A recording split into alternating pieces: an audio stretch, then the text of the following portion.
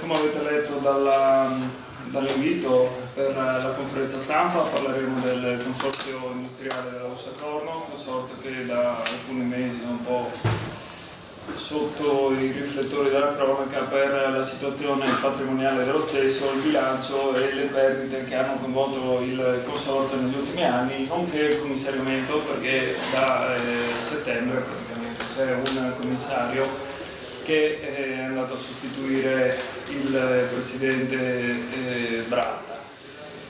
Noi abbiamo preparato questo dossier, diciamo che non è quello che abbiamo lasciato, ma sono dei documenti molto corposi, proprio perché dopo la mozione di luglio votata in Consiglio, dove alcuni consiglieri appunto chiedevano di salvare il consorzio Usacorno da quello che poteva essere addirittura un pericolo di fallimento, e poi la mozione è stata emendata in Consiglio e si è arrivati solo a chiedere alcuni interventi per il salvataggio del consorzio stesso. Noi ci siamo dedicati a capire cosa stesse succedendo in questo consorzio, il perché di questo, chiamiamolo, buco di bilancio, eccetera.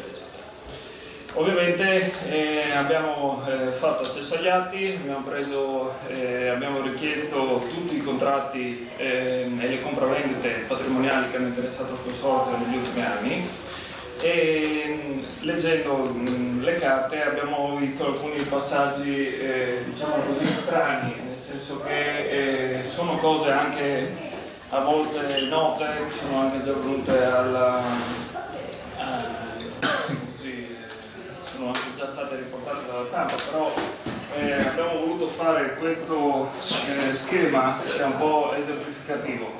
Tutto chiaramente parte dalla storia delle vecchie concerie Coglo, che alla fine degli anni 90 sono fallite, e da lì, in quest'area che era fortemente inquinata, come ben sapete, ci sono state delle compravendite immobiliari. Il primo passaggio significativo di compravendita di questi terreni è avvenuto nel 94, quando si è venduto il terreno per 28 milioni di lire.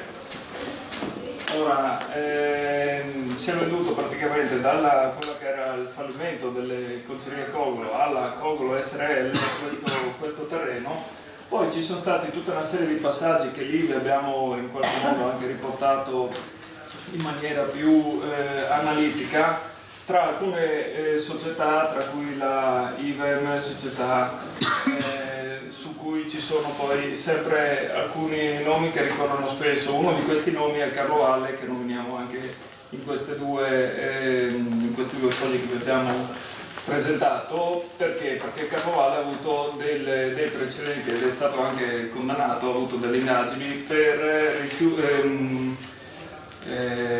traffico illecito anche di rifiuti e anche rifiuti tossici. Questo chiaramente ci ha in qualche modo allarmato. Praticamente di tutto questo passaggio di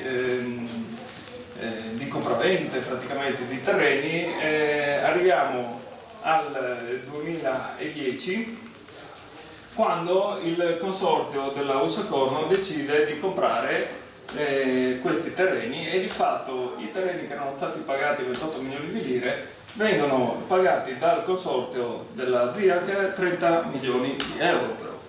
Quindi c'è stato come se ci fosse stato il cambio famoso 1 a 1 tra lire e euro. Questo perché? Perché i terreni sono da bonificare.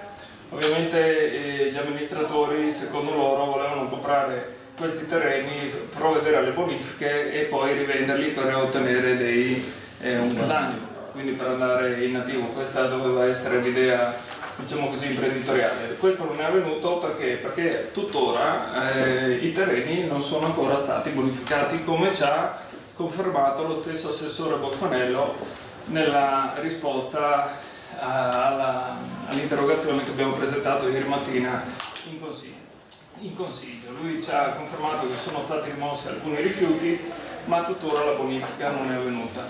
In questo passaggio del 2010 in uno di questi contratti di compravendita veniva posta in garanzia per la bonifica del territorio anche la cifra di 1 milione di euro. Una cifra che doveva essere di fatto una fideiussione, che però la ZIAC ha in pratica questo 1 milione di euro non c'è più, è stato restituito alla parte venditrice e di fatto senza che ci fosse, appunto come confermato ieri, la bonifica del terreno. Questo ovviamente adesso cosa ha comportato? Che questi terreni qui sono praticamente, sì, il consorzio ha difficoltà a venderli, per cui non riesce neanche a guadagnare le cifre che sperava. Per venderli e per poterci in qualche modo anche, o per permettere l'accesso o l'insediamento di nuove industrie, servono altre bonifiche e quindi servono ulteriori soldi di fatto. Allora noi ogni volta che sentiamo, come era successo sia appunto a luglio nel caso della mozione, sia quando si parlava di continuare a dare soldi a Friuli, a Medio Credito, eccetera eccetera, abbiamo sempre detto fermi tutti, perché prima vogliamo capire il perché delle sofferenze di queste società e cosa ha portato poi a questi buchi, e in qualche modo vorremmo anche cercare i responsabili ogni tanto, perché se la situazione ovviamente è questa, e siccome si parla di soldi pubblici, vorremmo anche che ogni tanto qualcuno, non dico che pagasse, ma almeno fare luce su quello che sta succedendo. Ed è il motivo per cui noi vi abbiamo in qualche modo chiamato qui oggi, per informarvi anche che di queste cose qui informeremo comunque la magistratura, anche perché è dal 2004 che sulla stampa erano uscite anche notizie proprio di queste società, sia la Iven che la Decov, che stavano facendo queste operazioni immobiliari sul consorzio e con sempre questi anche soggetti imprenditoriali, e si sapeva praticamente qual era il loro intento. E poi venute fuori anche le varie indagini che dicevamo prima per il traffico illecito di rifiuti e tutto quanto. Ci sorprende che nel 2010 chi ha venduto questi o chi ha comprato questi terreni non sapesse questo modus operandi delle società.